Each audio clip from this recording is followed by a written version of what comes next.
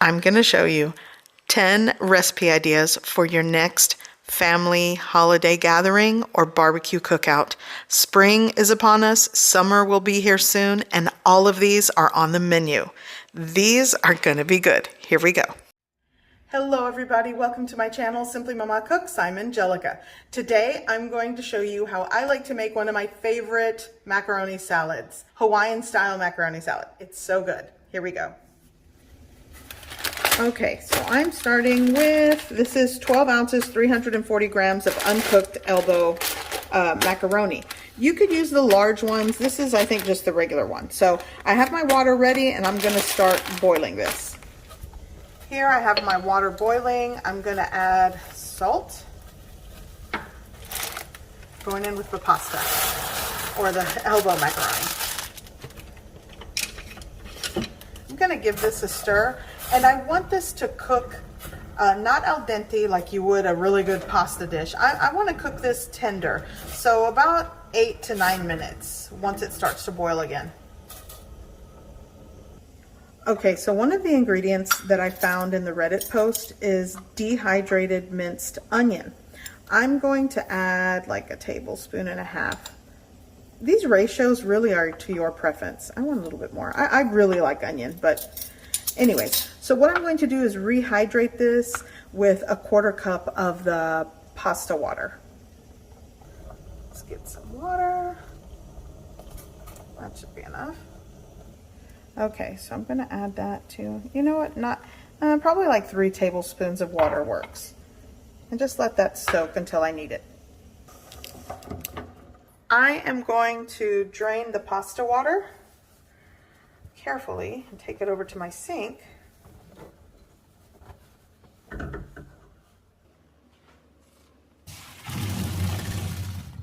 Whew.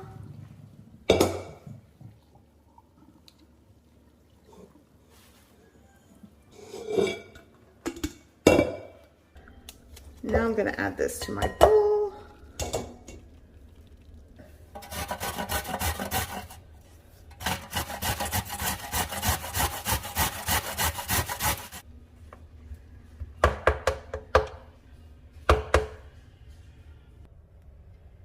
Okay, so the elbow macaroni is hot. And I do want this to cool off and come to room temperature. But this is a perfect time to add your dehydrated onions that are rehydrated, because it'll just marry well with the hot elbow macaroni. If you hear noise in the background, my youngest son just loves to be in the kitchen with me. Okay, so I'm gonna give that a mix. And let that cool off for like 10 minutes, and then I'm gonna add the carrots. Now I'm going to add my carrot.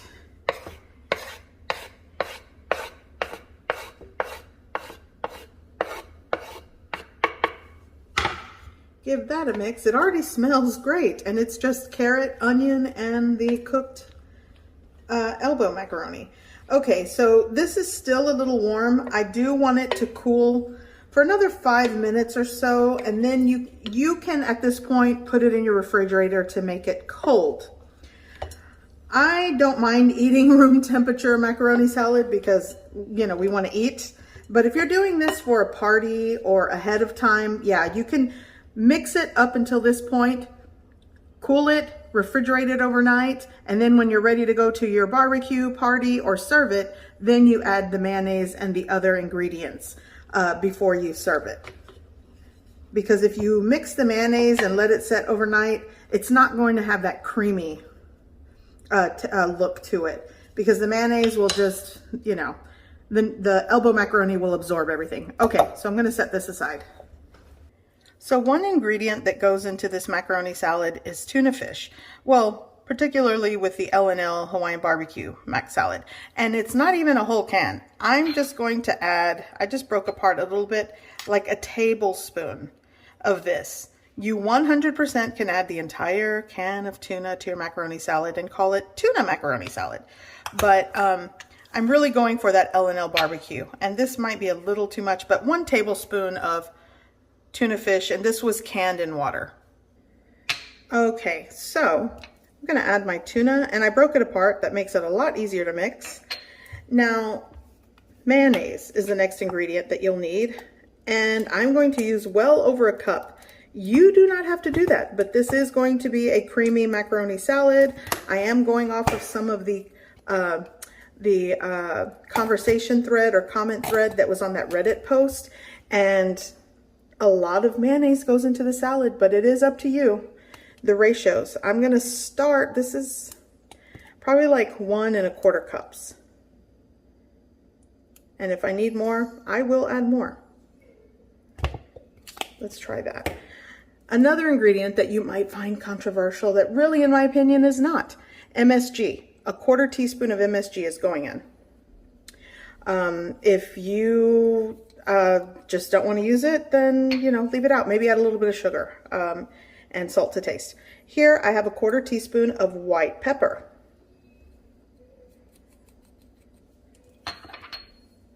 Now let's give this a really good mix. Oh, I think I'm gonna add a little bit more. I want a little bit more. I know I want this creamy. And then you're just going to give that a mix. And this is what I'm going to dress the macaroni salad with. I'm gonna add a little bit of salt. No, you know what? I'll go with like a 1/2 teaspoon. It is salt to taste, so. Okay, that should be good.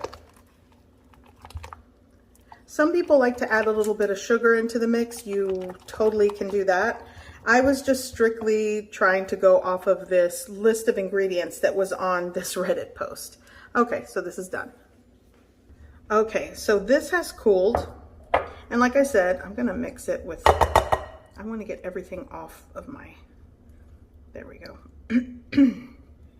Okay, so this has cooled. Now I'm gonna add all of my mayo mixture. Once again, let me reiterate, ratios are indeed up to you and to your taste buds. So if you want things saltier, if you do want to add some sugar into the mix, go for it. I'm just recreating the macaroni salad I remember from L&L, and I think this is spot on. So I'm gonna give this a mix, and if I think if I want this creamier, I will add some more mayonnaise. And I suggest you do the same. You can make your Hawaiian mac salad the day before and then just add more mayo, seasonings, and spices to bring it back to life for the next day. It's so good. Today, I'm going to show you how I make mustard potato salad. This is going to be good. In a pot, I've placed 2 pounds of peeled gold potatoes. You can use russet, and I've filled it with cold water around a 1/2 inch over the potatoes. Now I'm going to bring my potatoes up to a boil. I'm going to cover it with a lid to expedite that process. And once it starts to boil, I am going to remove the lid and let it get a head start for about 5 to 7 minutes. Here I'm working with 4 large eggs, and I'm going to place that into the boiling water carefully.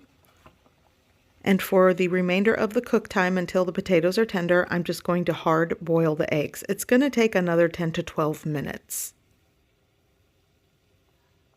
Here I've prepared an ice water bath, and this is what I'm going to put the eggs into to cool. So at this point my eggs should be done. I'm going to remove them first, and I'm going to place each one into my ice water.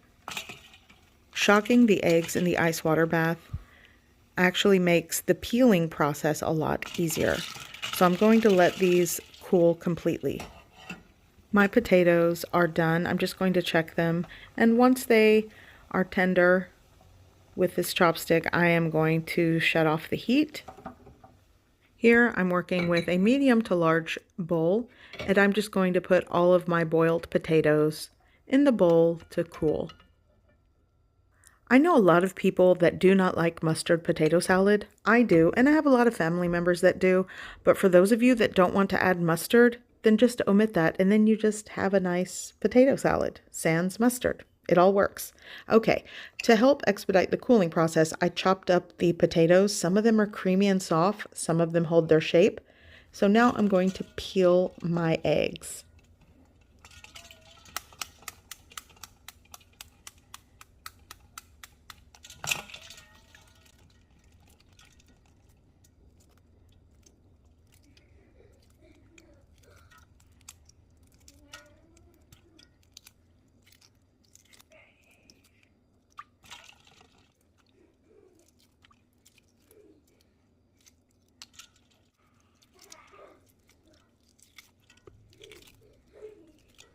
So once my eggs are all peeled, I'm going to dry them, and I want to show you the center. It's perfectly cooked. So I'm going to chop the eggs, and here are the rest of the ingredients. I'm working with a little bit of celery. You can use a whole celery stick, but this is a small batch of potato salad. Here I have scallion and yellow onion diced, sweet relish. I have red bell pepper. A lot of these ratios are up to you. Here I have several olives that I sliced. That's optional if you don't want olives in this. And all of my chopped boiled eggs. I will be adding salt, pepper, and paprika. Again, I eyeball a lot of things. Here I have mayo and my yellow mustard. So let's put this together. So my potatoes are cooled. So now I'm going to add all of the egg that I chopped. Here I'm adding the bell pepper. It's like a quarter of a small bell pepper, half of a celery stick. Here I have 1 scallion and a little bit of yellow onion, a tablespoon or so of relish, and about 6 to 8 olives. Here I'm starting with like a half cup of mayo and a tablespoon of yellow mustard. So like I always mention, the ratios of all of these ingredients are to your preference. If you want to scale back on the yellow mustard, do so. I'm adding my cracked black pepper, salt, and paprika into the mix, and now combine well. I started with a half cup of mayo, but in all, I'm probably going to add somewhere between 3/4 and a cup to a full cup of mayonnaise. You might think that's too much, and that's where your preferences come in. Don't add that much, but I do want a creamy, flavorful potato salad. So like I said, I notice when I make potato salad, these recipes are really a guide. Ultimately, you're going to mix and add things that you like and season how you prefer. So I'm adding more mayo, a little bit of my yellow mustard, and the ratio of the mustard, I really like the zing of mustard, but if I were making this for guests, I'd probably just stick with like the tablespoon of mustard. I think that works for this ratio, or maybe start with 2 teaspoons. So once it's all combined, I'm going to garnish with some sliced boiled egg, some paprika, and I actually think I want the other slice on here. A little more paprika, and this is it. This is the potato salad, and it's so good and so simple to make. Okay, today I'm going to show you how I make loaded baked beans, or some people call them Cowboy baked beans. I'm going to start with one 28-ounce can of baked beans with brown sugar and bacon in it. I also have another 16-ounce can. Sometimes I like to add brown sugar or extra brown sugar as well. It just depends on how it tastes. Here I have 1 pound of breakfast pork sausage. You could also sub that with seasoned ground beef. I do that sometimes. Here I have chopped or diced chipotle peppers in adobo sauce. I'll be adding like a tablespoon. I'm also going to be adding some stone ground mustard. A lot of people like to use yellow mustard. You definitely can do that. I'm also going to be adding some barbecue sauce. Here I have some fresh aromatics, well, some fresh. This is 1 tablespoon of dehydrated minced onion. You can opt for fresh, and half of a bell pepper that I have in my fridge that I'll be using, and a variety of seasonings and spices. Let's get started.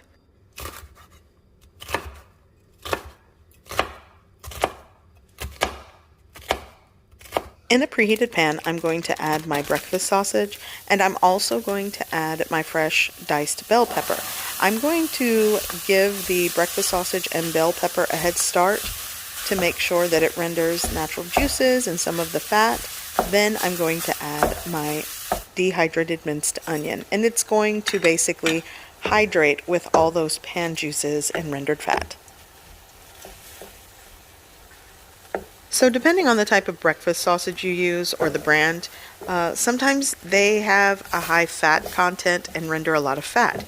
So if you do have a lot at the bottom of your pan, just remove most of it and leave a little behind. But as you can see here, I really don't have a lot of fat that rendered, so I think I'm okay. Now I'm going to add the rest of my ingredients. Here I'm just going to add both cans of beans into the pan. Now I'm going to add 2 tablespoons of my barbecue sauce. Any store-bought works or your favorite, and a lot of the ratios of these ingredients are up to you. I'm going to add a tablespoon of my stone ground mustard, a tablespoon of my chipotle peppers, and the next ingredient I'm going to add is ground cinnamon. Some people will opt to leave this out. You can do that. I'm going to add just a touch of that, maybe 1/8 of a teaspoon of ground cinnamon. I'm also going to add a 1/2 teaspoon of smoked paprika, a 1/4 teaspoon of cracked black pepper. Now you'll want to give everything a mix and a taste. By the way, I have this on a low heat setting. You actually could probably turn it off at this point and start preheating your oven. You can bake this at 350 degrees Fahrenheit. I'm opting to go for 400 degrees Fahrenheit for about 30 minutes because I have to bake some cornbread muffins alongside it, so I'm just kind of all over the place with the temps. So after tasting it, I think it does not need any more sweetness added. Taste buds are funny that way, but you can definitely add a tablespoon of brown sugar in the mix.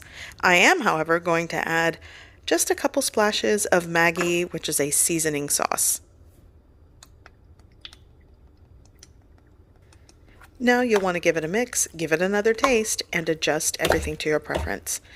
If you want this extra spicy, you can definitely add some more of those diced chipotle peppers in adobo sauce. It really does add a wonderful spicy smoky flavor to these beans.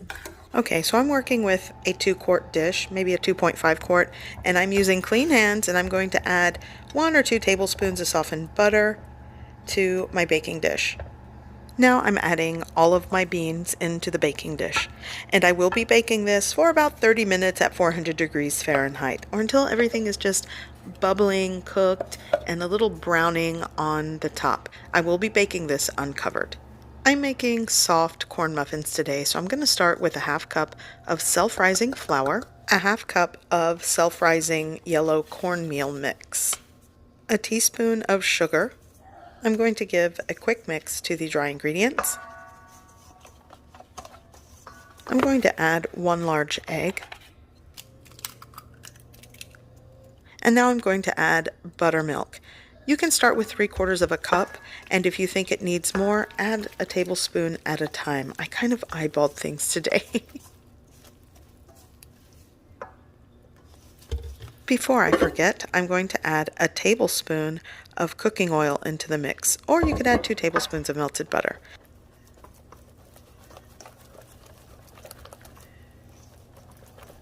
Now I'm just going to make my cornbread muffins. Here I have a buttered muffin pan, and I'm just going to use a scoop and divide it into 6 muffins.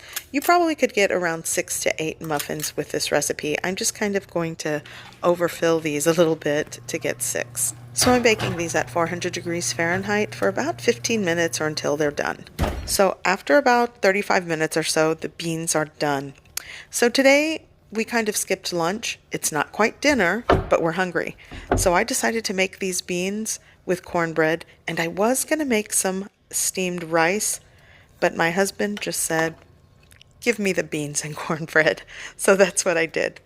Whether you're making this at home or taking this to your next barbecue or party, it's always going to be a hit. Hello everybody. So today I'm going to show you a very quick and easy way to make borracho beans. I've also done charro beans this way, well, with the exception of the borracho part, which is the beer that goes into this recipe, and it's easy to make. Here we go. Okay, so let's go over the ingredients. So here I have 29-ounce can, 29-ounce can of cooked pinto beans. I'll be draining that. I have some beer. Okay, I'm going to be using about 6 slices of bacon chopped. Instead of fresh cilantro, I'm going for the dried cilantro that I have here. And instead of using the tomato, jalapeno, garlic, and onion that I like to dice and saute, just for today, I'm going to use a salsa that has all of those things in it. Because for those of you that watch my channel know, I love to rummage through my disaster fridge and just pull out things that I can use in a recipe. So that's what I'm doing today. I'm just gonna substitute this salsa for those fresh ingredients. But definitely if you're making this at home or want to try it, go for the fresh ingredients. I do that as well. So I also will be seasoning and doctoring up things with seasonings and spices. I suggest you do the same. So let's put this together. Okay, I'm gonna go in with my bacon into a cold pan. I had a commenter put, you could also add a little bit of water that helps to render out a lot more of the fat in the bacon, but I just typically go with a cold pan. Now I'm gonna turn this on. Okay, and I'm just gonna break this apart, cook it, render out as much fat as possible, and then I'll just take it out of the pot, set it aside. And I am gonna use a little bit of the rendered bacon grease or the bacon fat, but the rest I'll just store it later for later use. I like to save my bacon fat. Okay, so while the bacon is cooking, I wanted to mention a couple of things. This is definitely a very quick and easy version, especially since we're using canned pinto beans. But depending on who you ask in my family, that'll determine what you are putting into your beans, whether it's charro or borracho. I have family members that add chorizo, hot dogs, some add the little cueritos. Now, for those of you that want charro or borracho beans and do not want to add bacon or meat at all, a little trick that I like to do is add chipotle pepper puree in the adobo sauce. That has a very smoky flavor. If you don't want the spice, then add some smoked paprika. There are a lot of ways to impart that smoky flavor, and you don't have to use smoked meats. So there's my little tips and 2 cents. Take it for what it's worth. Hopefully it helps. Okay, so I'm gonna turn this off. This is done. So I'm just going to remove the bacon from the pan. Make sure I just kind of let some of that rendered fat and grease render out. So I'm going to place it here on a napkin. And that is a lot of rendered fat. So I'm going to remove most of it and probably leave like a tablespoon or so of bacon fat in the pan. Here we go.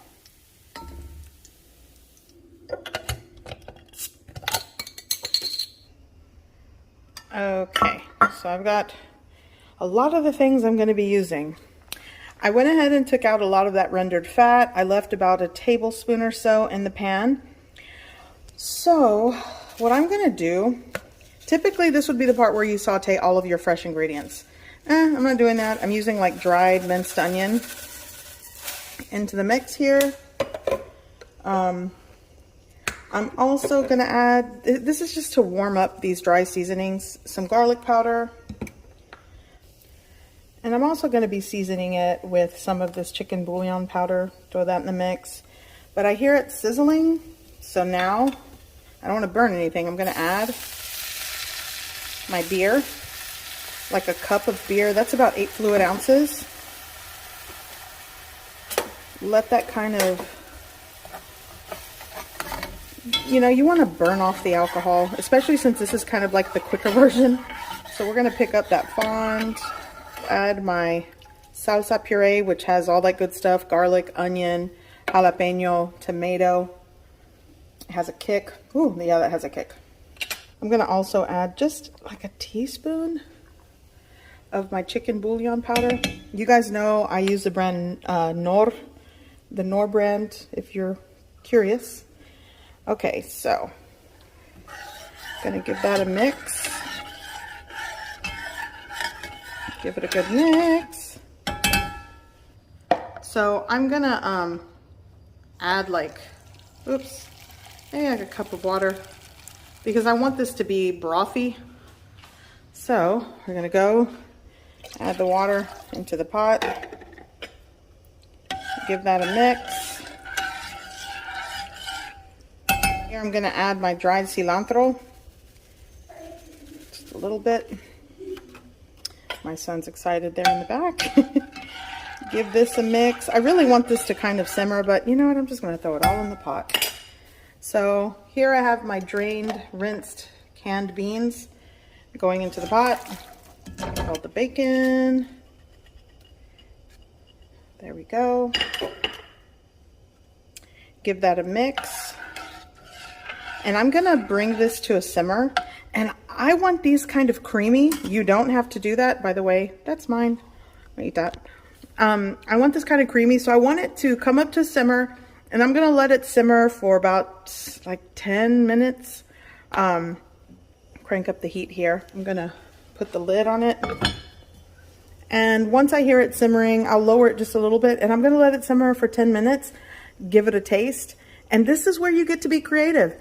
Add whatever you want into the pot with your dry seasonings and spices. And salt to taste. Okay, so now I'm going to check the beans. It's been about like 12, 13 minutes.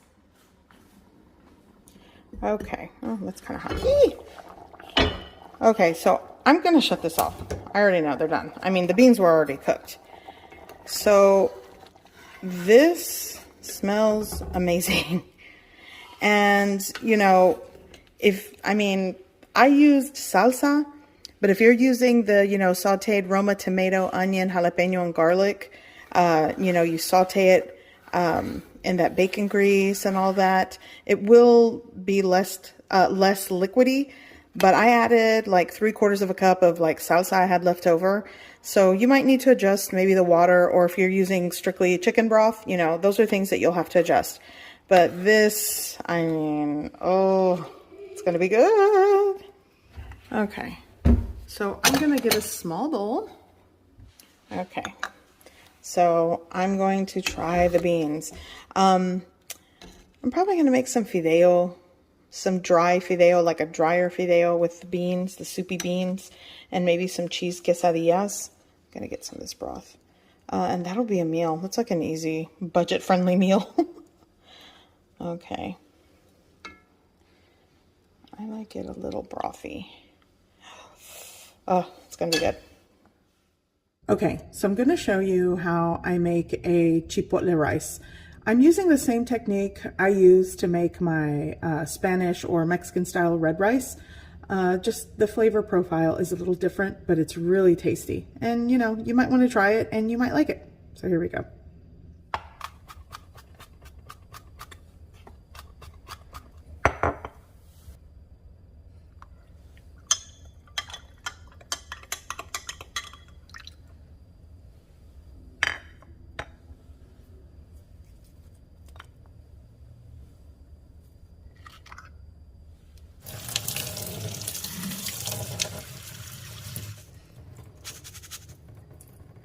Okay, so I'm going to crank this up to medium heat.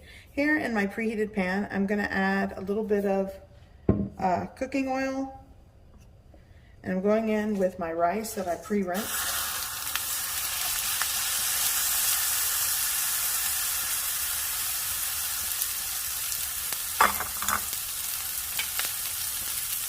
And now I'm going to toast my rice. I'm going to toast it until it's like a light golden color.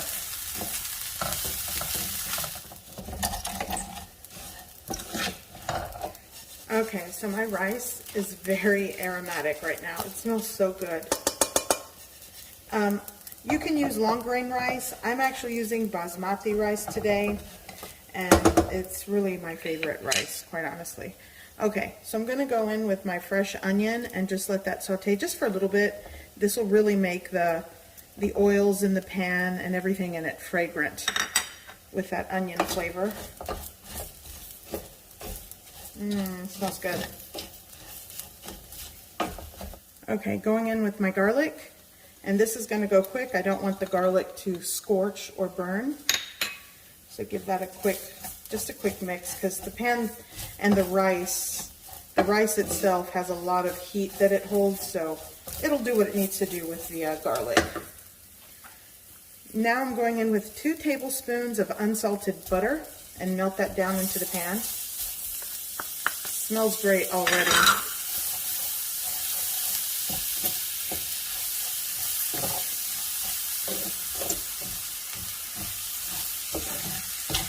And you'll want to constantly stir everything. You don't want any of the rice to kind of burn. Oh my gosh, this smells so good. Just like this with like chicken stock or broth. Good rice. Okay. So now I am going to go in with my chipotle pepper puree. I'm going for like a tablespoon. And this is actually just diced. I don't want to say puree, but it's diced. And it's the chipotle peppers in adobo sauce. And if you don't have it diced, the jar that's already diced, you can use just one chipotle pepper in place of what I'm using. Oh gosh, this really just, it's my favorite thing. I love anything chipotle peppers, so good. Okay, crank up the heat just a little bit because we're gonna want to get this simmering. Okay, going in with my 2 cups of chicken broth that I created with 2 cups of water, 1 tablespoon of chicken bouillon powder, the granulated kind, going in.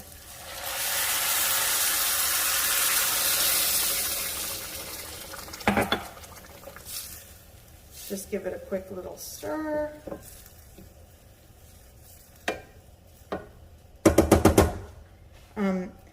Because the granulated chicken bouillon powder has sodium in it, I'm not adding any salt. Now, if you're using store-bought or homemade chicken broth or stocks that are low sodium or no salt, then you'll want to add salt to taste. And if you're adding just water or vegetable broth with no salt, you'll want to add like a half teaspoon to a teaspoon of salt. It's really to your preference. Okay, so gonna go and put the lid on here, and once it comes up to a simmer or a boil, I'm going to lower the heat and let it cook for about 15 to 18 minutes over a low heat at a gentle simmer. Okay, so I'm gonna lower the heat now that you see it boiling and simmering, and I want it to cook for an additional this has actually been going already for about 3 or 4 minutes, so another 12 to 13 and this rice should be done. And I suggest, like I always do not lift the lid and just, you know, kind of watch it. That's kind of why it helps to have a see-through glass lid, so you can see what's going on in there without having to lift it. Okay, so my rice is done. I'm going to shut it off. By the way, it smells amazing. And I'm going to set it aside. I still have not lifted the lid, and I'm going to let it set with the lid on, off the heat, for 10 minutes. Now, I'll probably, I'm not sure what video I'll post first, the rice or what I'm doing also along with the rice. And that is going to be a marinated chicken breast and Greek yogurt, seasonings and spices. I'm going to bake it on a bed of peppers with onion. And just be on the lookout for that video. I'll link it below.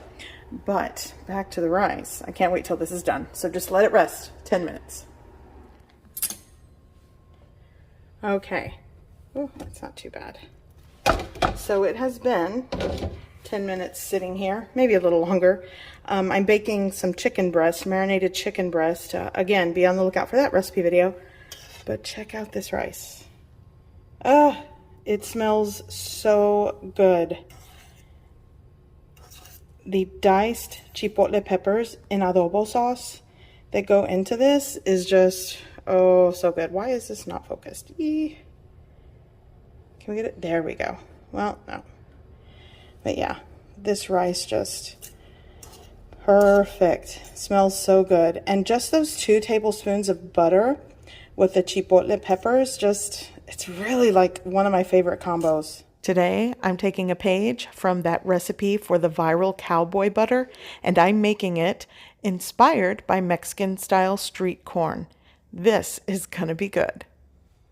Over a low heat, here in my pan, I'm going to add 1 stick of unsalted butter right into the pan. And I don't want this sizzling and separating, so once I get this mostly melted, I will eventually shut off the heat.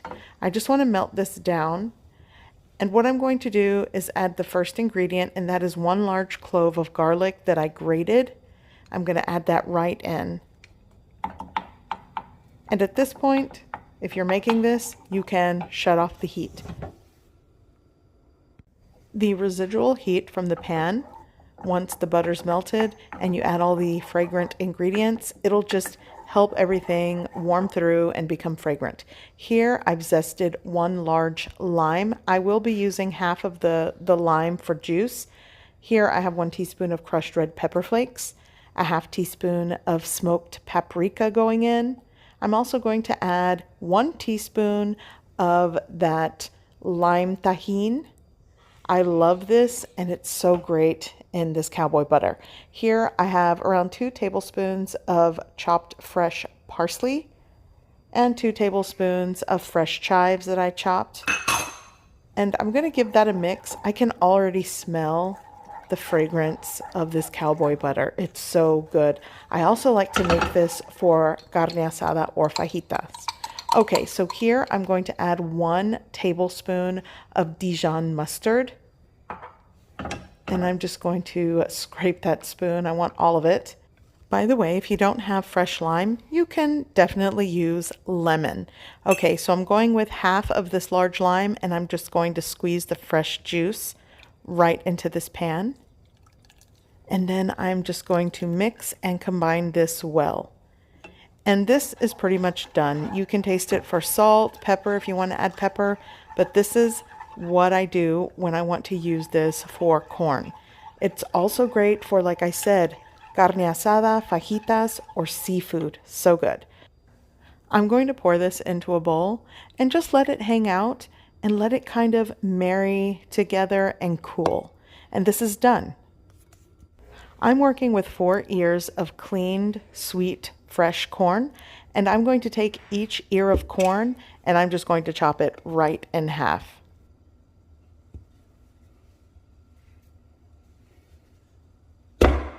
I will repeat the process for all ears of corn.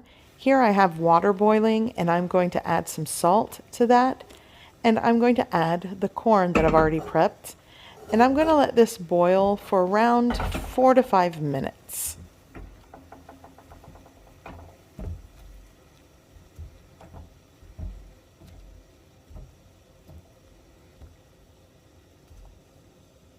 So once you boil this for about 4 minutes, the color will be vibrant. It'll still be crispy but tender. So these are done, and I'm just going to place them in the same bowl.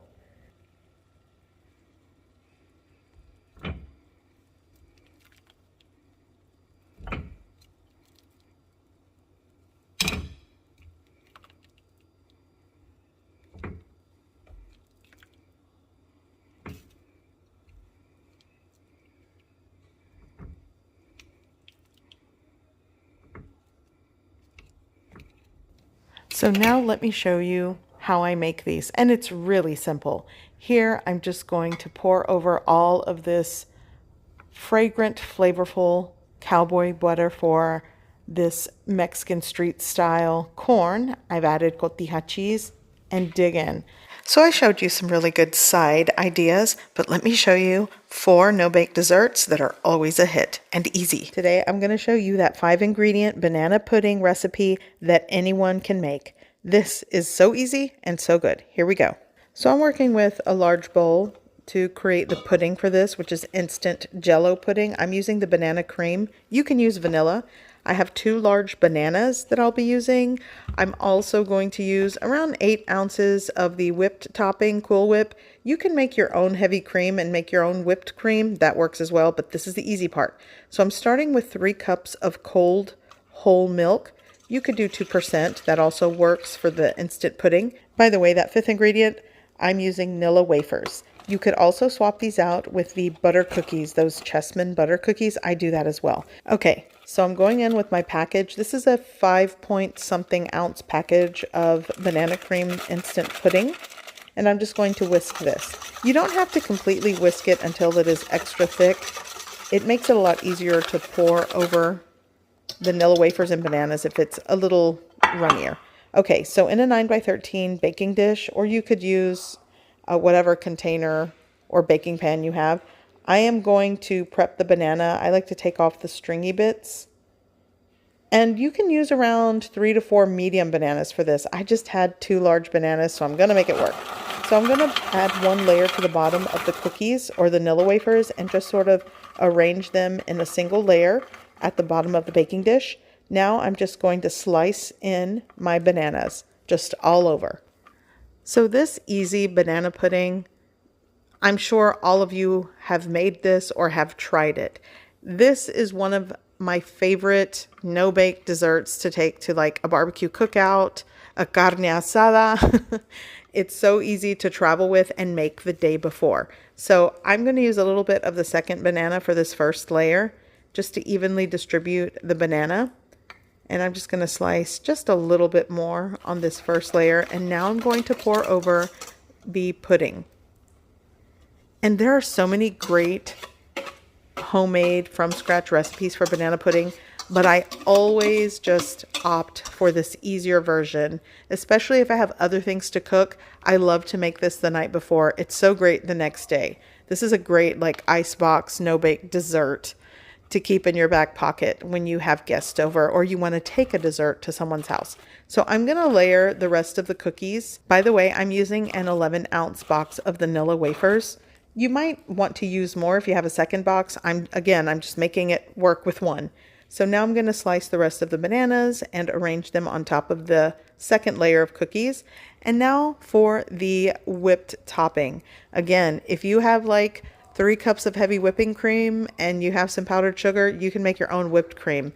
But I'm doing easy peasy today. So I'm going to spread that all over the top. You want to make sure you cover all of the bananas because they will oxidize if you don't. So make sure you cover everything well. Now I'm going to take some of the cookies I've reserved, like 5 to 6, and you crush them up, and that's the garnish. And technically, this is the dessert. So I'm just going to sprinkle this all over the top. And ta-da! You have dessert. Now, you do want to make this ahead of time to sort of let the layers of cookies soften a bit. So a couple of hours in the refrigerator, minimum, overnight for best results. So you spread on your garnish. Then I'm going to cover with cling film and I'm just going to put it in the refrigerator. Like I said, minimum 2 to 3 hours overnight for best results. Okay.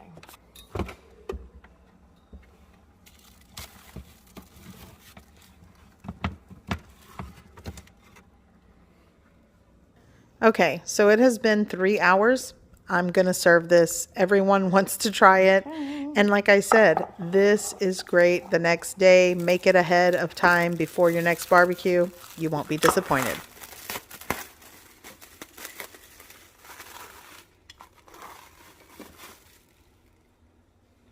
Now, another great idea for these is to do these in individual like cups or jars. You can totally do that with the ratios of these ingredients.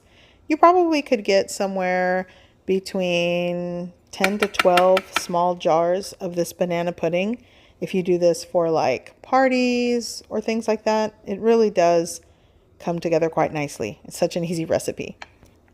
So this is a great summer no-bake dessert. I'm going in for a bite, and I know it's going to be good. Okay, let me show you the ingredients for cookie pies that I'm making today. Ready-made crust, chocolate chip cookies, whipped topping, and milk.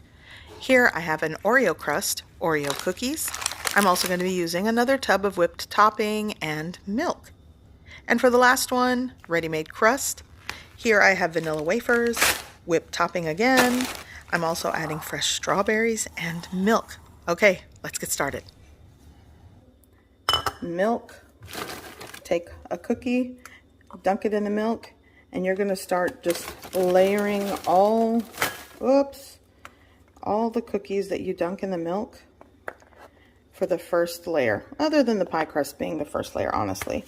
Try not to make a mess, but you just dunk and layer. Dunk, layer, dunk.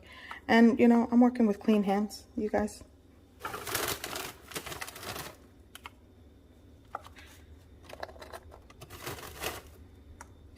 Okay, now going in with my Cool Whip as the, and actually this is still kind of frozen in the center, so you got to make sure you completely thaw the Cool Whip.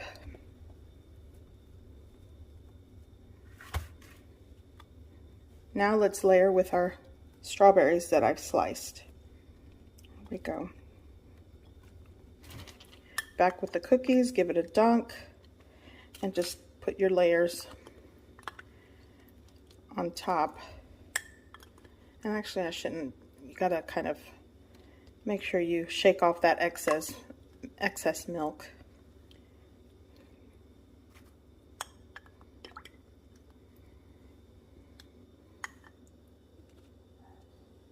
With my strawberries again this time. Now we go with the rest of the Cool Whip, and kind of gonna just center it a little bit. I'm not gonna take it all the way to the edges.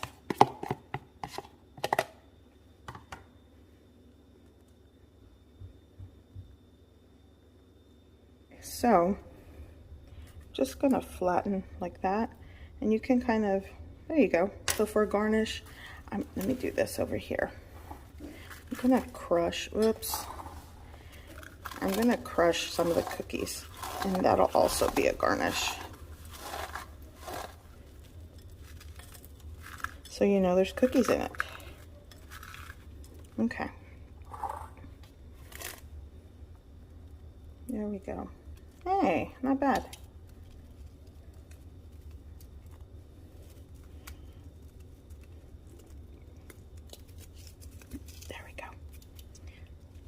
Okay, strawberry shortcake cookie pie. Love it. Okay, next one's up. So, we've got the graham cracker crust ready made, makes your life easy.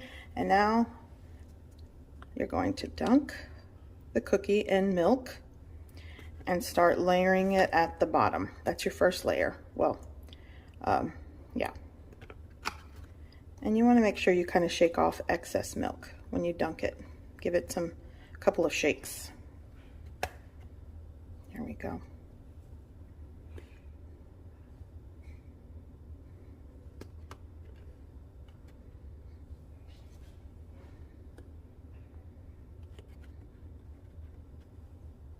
And don't worry about it overlapping just a little. This does soften, so that's fine.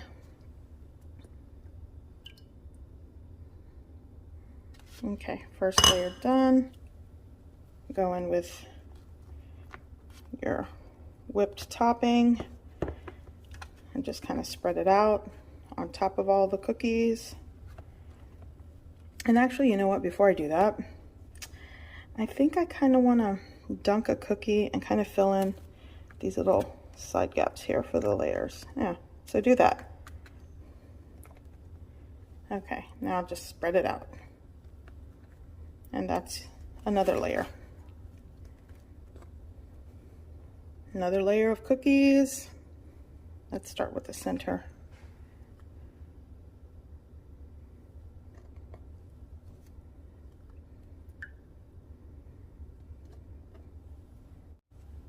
Okay, I think I can get like shimmy one more in there. Let's see. You know what? This is broken. Perfect. Yeah, just kind of get that in there. There we go. Now, the last part of the whipped topping.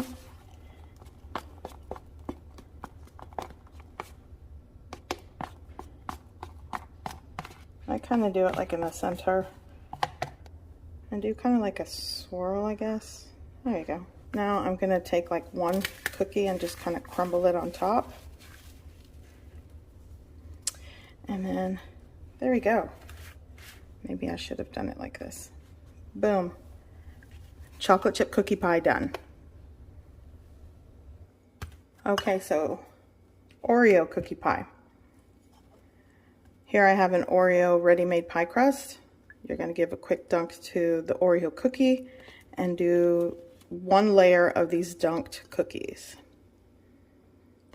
Be sure to shake off any excess milk. I love making cookie pies, especially when you just need a quick dessert, especially if you're going to someone's house. Quite honestly, I don't go to anyone's house. I stay home, but, you know, for those of you that visit people, This is a great, make ahead, take along dessert. If you want to take a dessert to someone's house. Go in with half of your Cool Whip topping. That could have been a little bit more than half, but oh well. I'm going to spread this out.